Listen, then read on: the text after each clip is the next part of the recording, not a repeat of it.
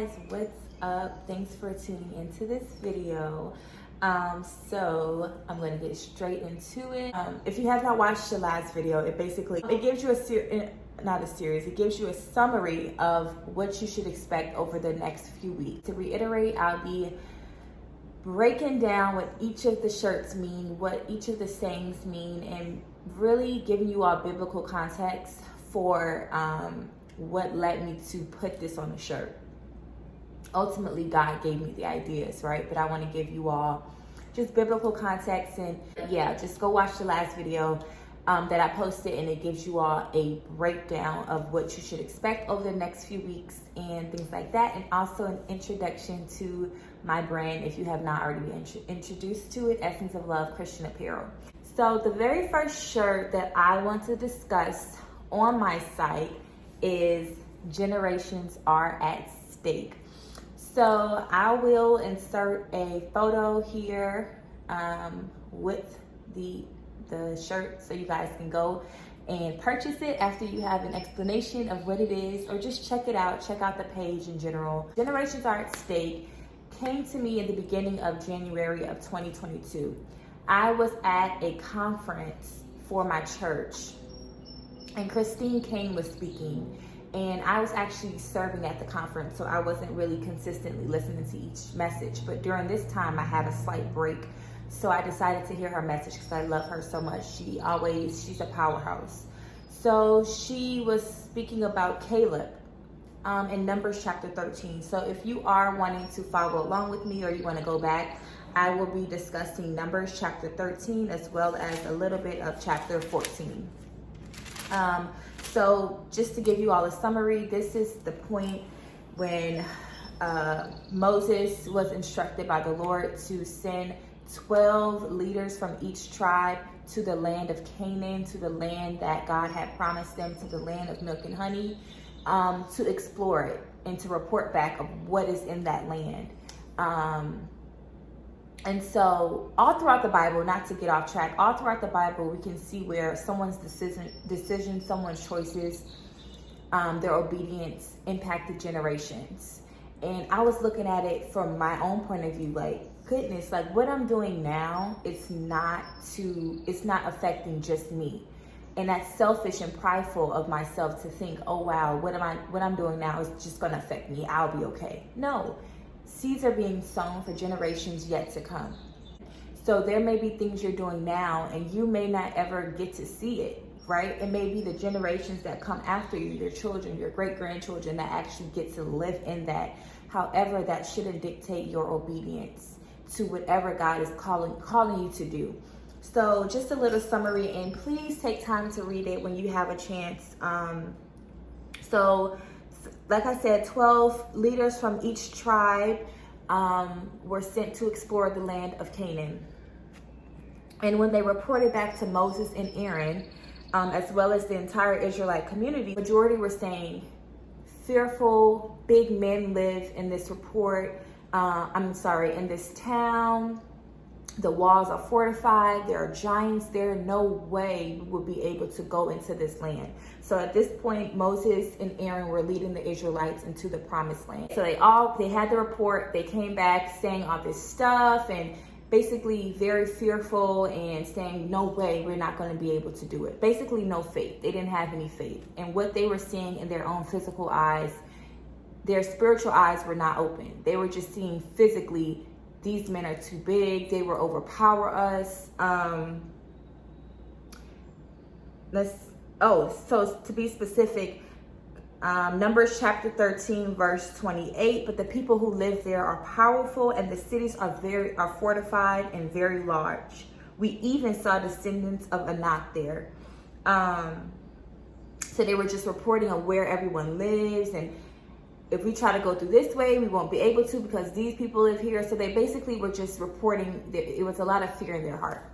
And then you have what makes me my heart warm in Numbers chapter 13, verse 30.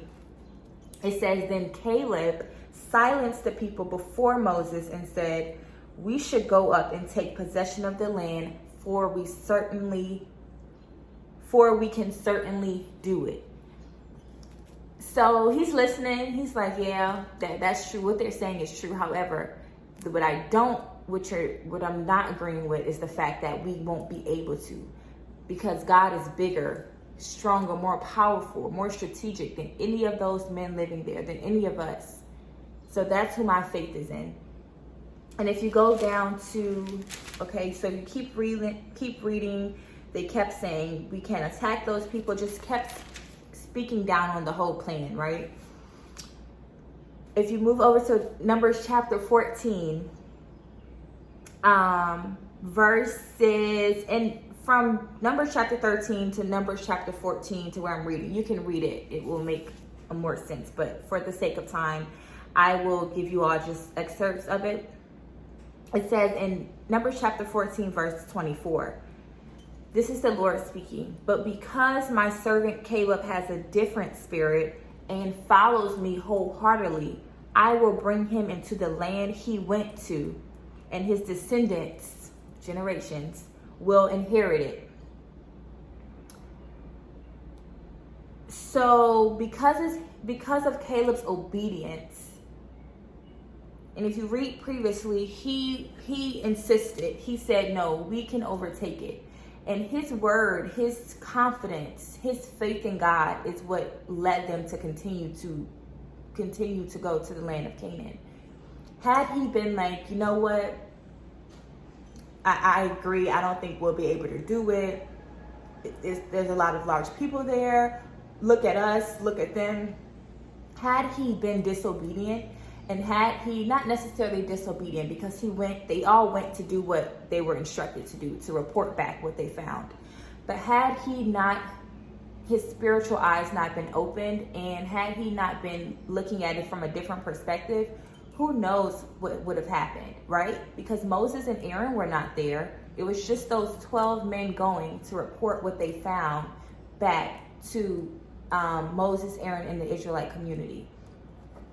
So that really, I remember just meditating on that for a while.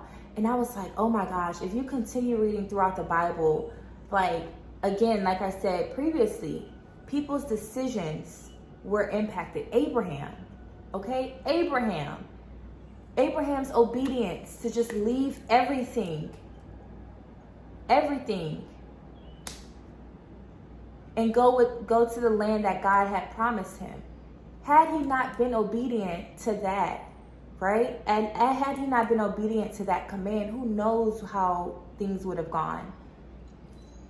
So that's what really inspired that shirt. Generations are at stake. And like, you can read the Bible, you can read there's so many more examples of how obedience was tied to the impact of generations to come. So generations are at stake. Your choices are not just your choices. God tells you to do something. Your purpose, your calling is not just about you. I never forget, I read this post that said, if you think it's just about you, the enemy has already won, or something like that. I'm going to post it right here. I'll post it.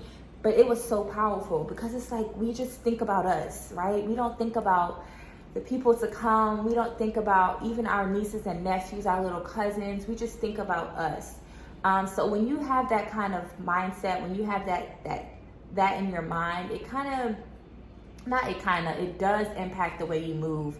It does impact the people you listen to, right? And it does impact your choices, because you know this is not only affecting me, this is affecting my children's children. This is affecting those generations, even if you don't have children, those generations that are coming after me. So that is the summary of generations are at stake. These videos won't be too long. I just really want to break down what the shirts mean, so that people are like not just walking around, what is this on my shirt? What does it mean? What is the significance? And I want those that, purchase shirts to be able to explain it. Someone comes up to them, what does this mean?